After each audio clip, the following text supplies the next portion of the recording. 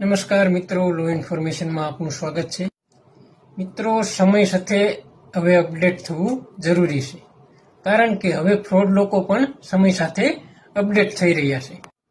મિત્રો, ફ્રોડ લોકો નવા પેતરાઓ અજમાવીને મસ્ત મોટી રકમ તમારા ખાતામાંથી ઉપાડીને દિવસે ને દિવસે વધુ ફ્રોડ કરતા જાય છે.